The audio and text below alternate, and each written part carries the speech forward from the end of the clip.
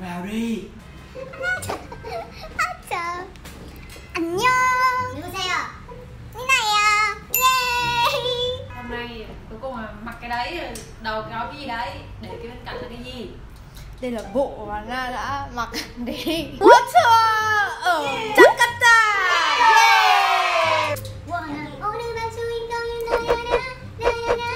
Và hôm nay ở đây để mà kể cho các bạn quá trình mà Na đã đi World Tour ở Jakarta như thế nào. Let's go. Let's go.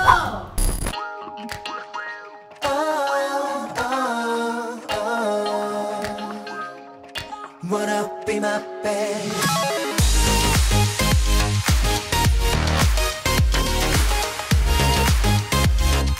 Wanna be my babe.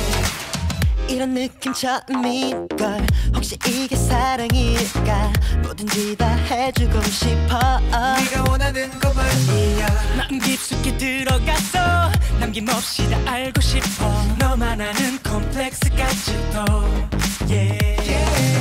널 내 마음속에 저장.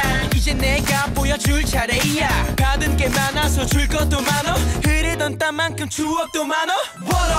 내 옆에 있어줘. Come on, come on. Welcome to the my world. 한순간도 눈을 뗄 수 없게 해줄게 미리 약속할게. 두근거리는 감정이 느껴져. Wanna be my babe. Wanna be my baby. 한순간도 쉴 틈 없이 너를 생각해. Wanna be my baby. 너한테 설명 못해. 자꾸 꿈만 Đây 느껴. nè. 이 감정을 Yeah. Trời ơi, bây giờ mấy giờ? Bây giờ 5:25 mà 7 giờ mới bắt đầu. Đang ngồi nghỉ thì đã quá là lâu. Sao vào khá là sớm. Bây giờ còn đúng 1 tiếng nữa là bắt đầu chương trình rồi. Ở đây có rất nhiều người mặc áo H&M của Mây. Và cô gái này đã mua H&M của ông. Đi kiểu là cố gắng mua từ Việt Nam không được, đi sang đây nhất định cũng phải mua. 반에게도 끝나지 않는 게임. 난 멈출 수가 없어. 준비가 됐다면 박수 쳐.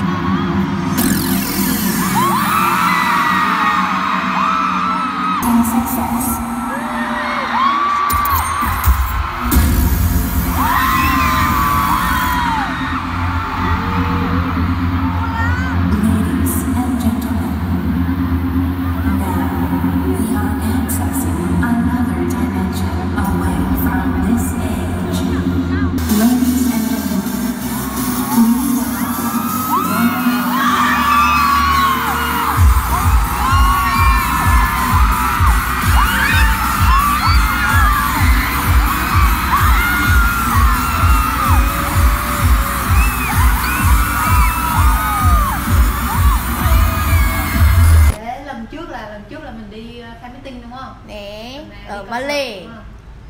Thế concert fan meeting khác nhau nhiều. Nói chung là cũng khác. Về độ dài thì đảm bảo là tour lần này là dài hơn. Lần trước fan meet thì chỉ là để nói chuyện thôi, lần này thì World Tour là không có MC nhá. Có một cái teaser rất chi là hoành tráng, kiểu countdown các thứ, kiểu we here to meet each other, xong rồi boom phát thì kiểu là các bạn vào.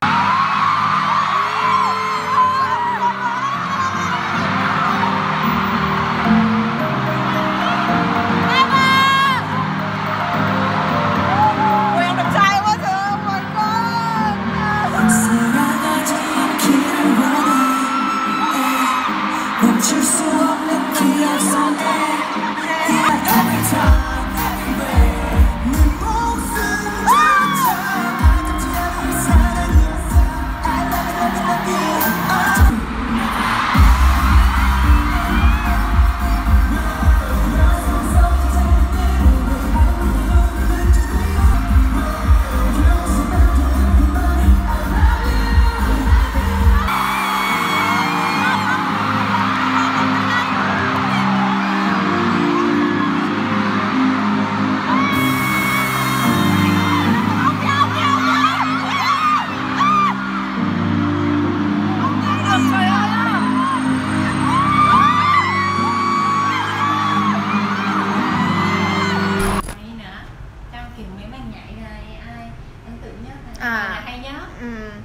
Nhảy solo thì ấn tượng, thực sự là ấn tượng solo của Daniel. Cái đoạn đầu kiểu tại vì Daniel hình như là nhảy ngay đoạn kết của Beautiful ấy, nghĩa là cái đoạn sau ấy, thế là cái nhạc của Beautiful nó đã rất là kiểu có câu chuyện rồi. Thế là xong rồi nó nhảy kiểu đương đại ấy, múa mà. Như like không, lần này thì tại vì ở Indo nó là một đất nước cũng không phải là open lắm, nó theo đạo Hindu nên là lần này bất cứ thứ gì có da thịt đều không hở. Wow. Trời ơi, các bạn Cả Minion các bạn lưu ý mà đi concert mà muốn xem cha lột là không được đi Indonesia. Trời ơi, Minion cũng không thấy gì hết nha. trời ơi, trời ơi, đi qua. Nhưng mà cái bài đấy của nghe thực sự là hay. Và còn ấn tượng nữa là DJ Jisung. Wow, my god, kiểu tưởng là đùa thôi, kiểu tưởng là làm cho show thôi, nhưng mà wow, chơi thật luôn, xịn luôn, kiểu nha, chơi thật đấy. Kinh, lên kiểu mặt mũi cũng kiểu chết, cũng kiểu DJ. Nên là wow.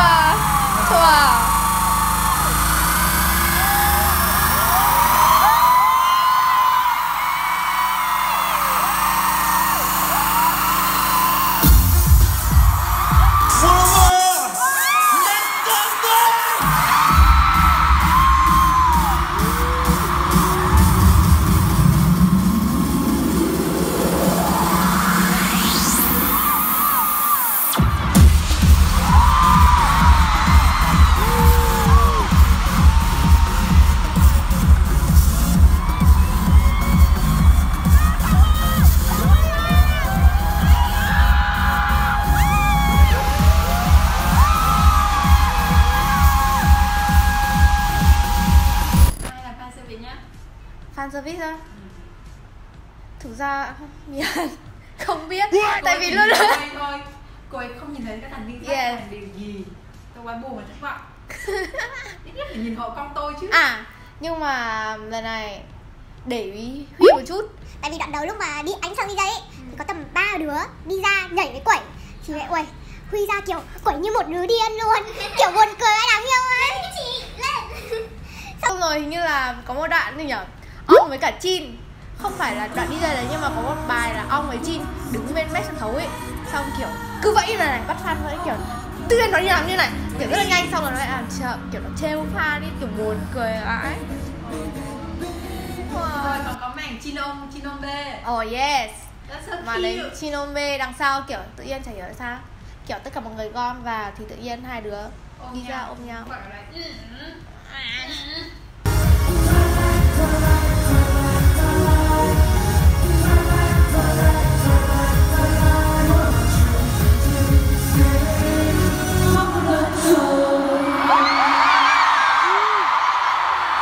Rồi, solo Lâm thì thôi rồi các bạn. Cười đấy cái gì? Quẩy, đúng kiểu cảm nhận nhảy không hiểu nhảy gì luôn. Thôi, Đó là một sự cố gắng đó. ok. Chị phải trân trọng đi đấy. Tại sao Linh không làm thứ khác? Mà nhưng mà thực sự lần này là con Linh. Lúc đầu lúc mà em nhuộm tóc thì chê tóc em là xấu, không hợp với em, nhưng mà thực sự lần ngầu ở ngoài thì kiểu và có vẻ cao lên, eo chân dài dã ra luôn ấy. Tới cái nắp luôn. Quá trình sợ. Mà xong rồi có một cái VCR. Nghĩa là các bạn được chia thành team để chiếu VCR thả thính các bạn. Nhưng mà có một cái VCR mà nó thích nhất là VCR của Jisung, Huy với cả Jin là làm có concept trên mấy cái kia, kiểu bọn kiểu là boyfriend material, kiểu các thứ. Còn của ba đứa này thì kiểu là nó là kiểu doctor trong cái lab, xong rồi diễn kiểu như là kịch câm ý, xong rồi bắt fan hò hết các thứ được, kiểu nói chung là cute. Các bạn phải xem trình diễn mà còn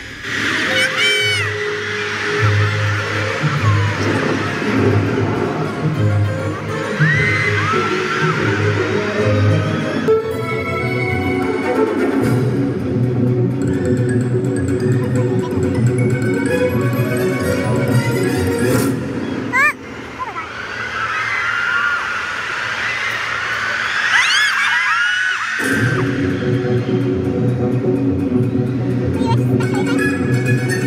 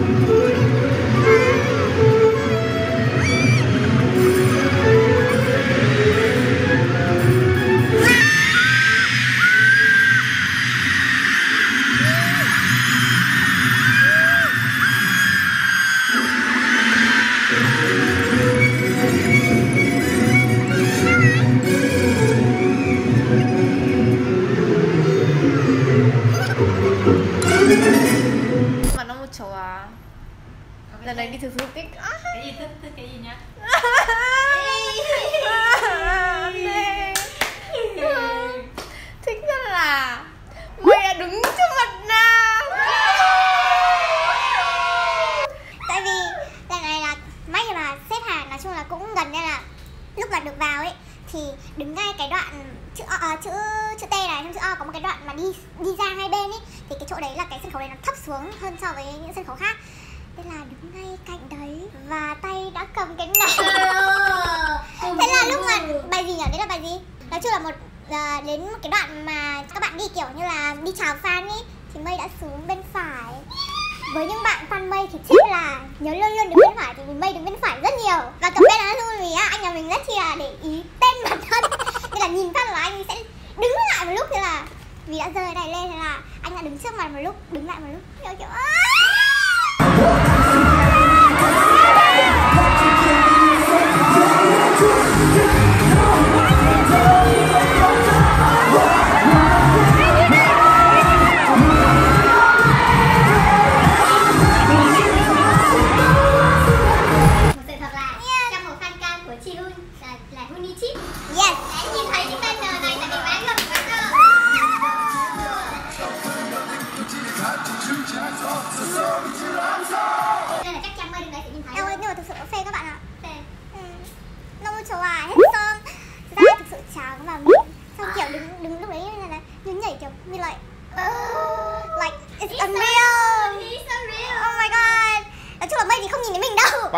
chỉ nhìn tay mình và cái này thôi. Nhưng mà Kentana. Thế thì trong concert thích cái gì nhất ấy, kiểu ai ấn tượng nhất thứ không? Mây. Rất tẻ. But seriously kiểu như là không hiểu tại sao mọi người lần trước gấu đi thì gấu ấn tượng con Lin này, nhưng mà thực sự ra ấy, đi mắt na chỉ có nhìn Mây thôi ý. Like I don't know. Nói chung là chạy hát khá là nhiều, nhưng mà kiểu sướng nhất là lần này được xem nó perform album vừa rồi, bài nào cũng thích, và nhất là kiểu Kangaroo xem concert thì thôi rồi ạ.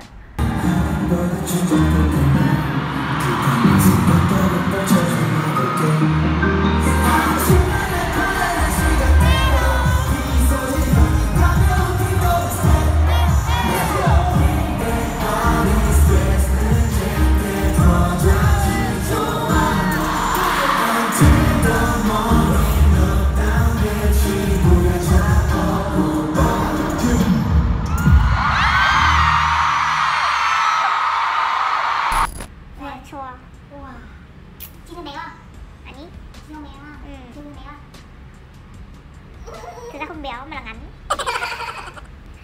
Cái thành đi ấn tượng nhất là ai? Hỏi rồi đi. Ấn tượng kiểu khác với mình suy nghĩ. Là nhé. Là ngày khác hỏi ra nhé. Both. Nó nói tiếng Indo. Đó, có một đoạn Fantastic chứ. Nhưng mà nói chung là mình không phải là hiểu Indo. Nên là mình cũng kiểu ok, mà còn chả hiểu tại vì sẽ không có tiếng Anh, toàn tiếng Indo nên là cũng kiểu ok. Nên là các bạn vẫn nói, các bạn nói cái gì bắn tim với nhau thứ. Ước gì mà các bạn nói tiếng Anh một chút. Nhưng mà ở Jakarta chả tưởng là mình thoát được cái vụ đấy, nhưng mà ở Jakarta cuối cùng chương trình cũng bị hoãn lại một chút. Vì một số bạn kiểu như là ngất. Chứ thực ra ở khu của Na thì cũng không có ai là kiểu chen lấn xô đẩy nhau hết, mà đang kiểu đang đứng rất bình thường. Tự nhiên ban tổ chức kiểu như là dừng chương trình lại, xong bắt đầu có vẻ tại vì Na thì nhìn thấy là có rất nhiều bạn đã trong quá trình mà One diễn thì bị bê ra ngoài rồi, ngất xỉu các thứ đủ kiểu. Nóng quá đúng không? Chắc thì 5 môn rồi. Nhưng mà nói chung là cũng bị dừng lại nên là mất một cái phần mà kiểu như là giới thiệu từng người một đi. Oh no. Nói chung là ở Indo có một cái sự rất là mystery. Lúc vào ra khu VIP hát là vắng. Yeah. Không quá đông, không full, đứng rất là thoải mái.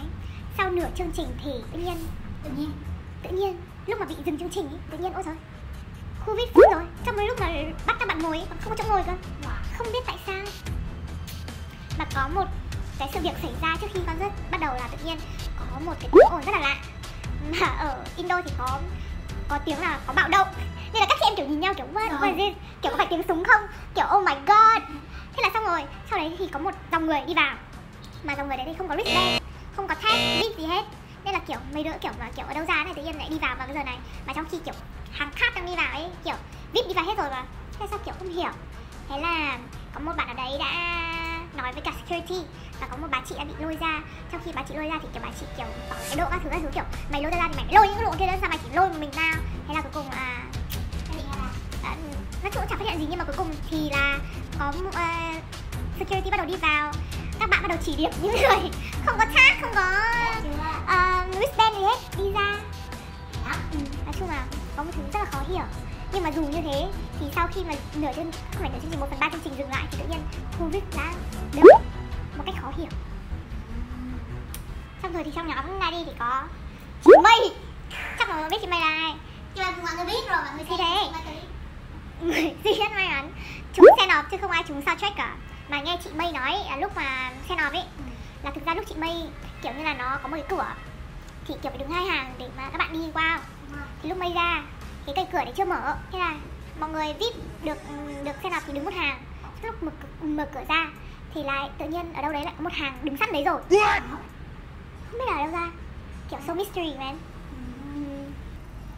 Thôi, Indonesia là những điều bí ẩn. Chúng ta sẽ khám phá vào những lần tiếp theo. Ở đây so với ở Malay thì menu rất là to. Và có một cái đặc biệt nữa là thay vì là mình phải queue ở ngoài trời thì ở đây thì người ta có cả một cái sảnh bên trong cho mình. Người ta bắt là mình phải vào cửa ấy, thì là search trước thử hết từ 3 giờ rồi. Xong vào trong đấy lúc đầu kiểu nghĩ 7 giờ mới bắt đầu concert mà sao lại bắt vào từ 3 giờ. Chắc hiểu để làm gì. Hóa ra chui vào đấy lại có một cái sảnh rất to, là có backdrop này, có đồ ăn này, bán goods này, nói chung là một cái sảnh rất to ở trong đấy. Kiểu trong điều hòa nhá, không nóng nhá. Sao cứ ngồi để chơi thôi, xong rồi còn có lần này lại còn có cả một cái cửa dành cho những người dùng Samsung và quà riêng cho những người dùng Samsung. Samsung tài trợ ha. Vậy Quà là một cái standee transparent full cả nhóm. wow. Vậy thì các bạn nhớ đi các nước khác, đi concert của One hãy chú ý mang Samsung đi để nhận được quà. Và với cả đấy, lần này nữa là tại vì Sing là đất nước trước Indo, mà hẳn là Sing vé VIP có cái group soundtrack, mà Indo không có. Indo là phải lucky draw. Chà. Chắc là tại Sing ít người đi hơn, Indo quá nhiều bạn tổ chức khác nhau. Nha. Các bạn tổ chức khác nhau đấy. Ban tổ chức tất nhiên khác nhau rồi, nhưng mà why? Mua VIP để làm cái gì? Gosh. Đi vào lần này thì nói chung là cũng chơi, tại vì trên vé là có số queue rồi nên là kiểu cảm thấy cũng không lo lắng gì phải đi queue sớm để có chỗ sớm các thứ. Thế là đi chơi đủ kiểu, hẳn là còn xếp hàng để chụp với cả cái gì nhỉ? Backdrop. Thế là xong, lúc mình đi ra thì cũng là khá đông mọi người đã bắt đầu queue rồi. Thì cái chỗ vòng queue của số queue mình thì chật ních rồi. Xong mình đi vào kiểu hỏi số queue thì hóa ra các bạn số queue làm gì? Các bạn chả đúng theo queue. Xong kiểu mấy chị em nhìn nhau kiểu mông lung mà đứng kiểu gì? Đứng như thế nào? Xong cùng thì cũng tìm một chỗ đứng kiểu hàng thứ 2 đi vào. Lúc mà ngồi chờ ăn uống ở đấy, Na đã gặp một bạn fanboy của Hatsune.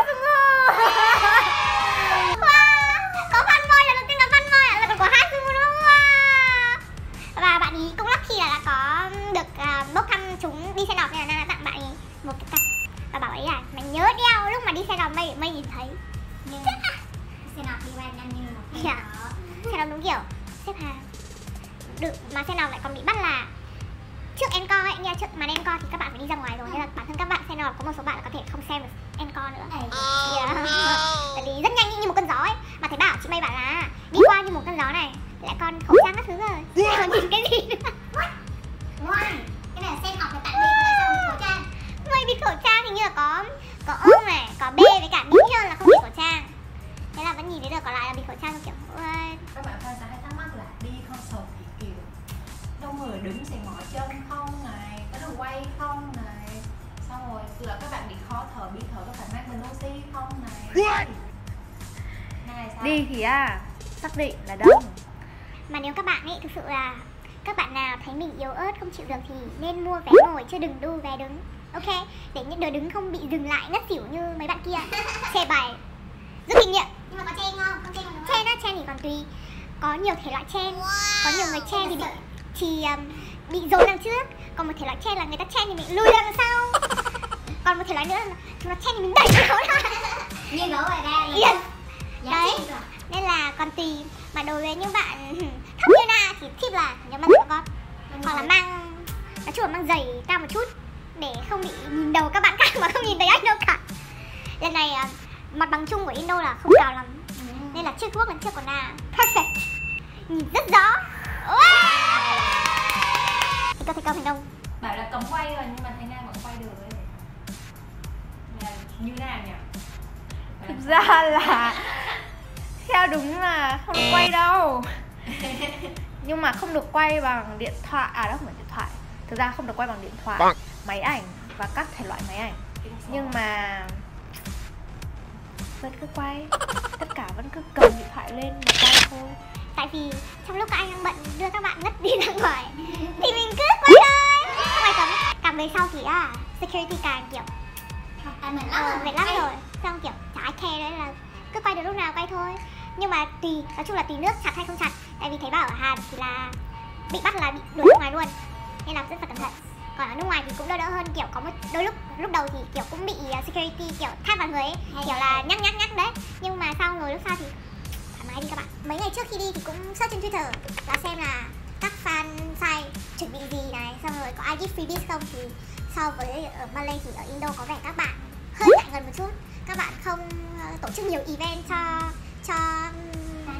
cho mọi người lắm, mà tìm fan made thì rất là dễ. Cứ áo HM là nhìn thấy ngay. Bảo Indo, đối với những bạn thích ong thì là một hòn đảo lý tưởng. Rất là đông luôn, đi đâu cũng chỉ thấy ong nail thôi. Mà fan của Lee cũng nhiều. Sao concert này định đi đâu nữa không? Thực sự là nhìn một lần rồi kiểu tham muốn gặp nhiều hơn, muốn nhìn lâu hơn. Nói chung là sau khi đi thì tham hơn và mong là bây giờ có cơ hội để đi final concert ở Hàn. Dù bán vé rất là đắt cơ. It's final man. Thấy chưa? Nhưng mà ngồi xa cũng được. Dễ đâu, sướng gì đâu. Tưởng có tiền mà được à? Không có tiền đây này. Anh về phải gặp nhau lần cuối chứ. Gặp nhau lần cuối chứ. Nè. Mây, nếu anh còn nghe thấy những lời này, anh hãy gửi tấm vé về đây cho đấy. Hôm nay kiểu chuyến đi lần này cũng rất là nhiều gian nan trở cách. Trước khi đi ra đó là đi chơi quanh Jakarta, cầm theo một quả sấu riêng để đi mà có gặp mây thì sẽ đưa cho mây. Nhưng mà đã không đi. Thế có ai trong tất cả các cậu đi concert không? Có vẻ theo tôi biết thì Việt Nam mình đi rất là nhiều. Các bạn còn đi theo group này, sau rồi còn mặc này mặc nọ kiểu để Oppa notice me. Nên là bạn nào mà đi ở những nước khác thì nhớ là chia sẻ experience của mọi người với Na và Ume. Yes. Và nhớ là chúng ta hãy cố gắng đi final để ủng hộ các anh. The last one, The first and the very last time. Và sắp tới thì One on One kiểu phải đi rất là nhiều này. Trong khi đang World Tour thì còn có một cái Korean Festival này, xong còn có Music Bank in Berlin này. Nên là kiểu chạy xong còn chả biết là sắp tới, theo dự đoán là tầm tháng 9 tháng 10 gì đấy là chúng ta lại có comeback. Nên là chị em chuẩn bị thật nhiều tiền. Man là kiểu bán gan, bán thận gì thì bán luôn đi để giữ tiền để còn mua album, xong còn đi concert, xong rồi lại mua đồ pop up. Đã ai mua chưa?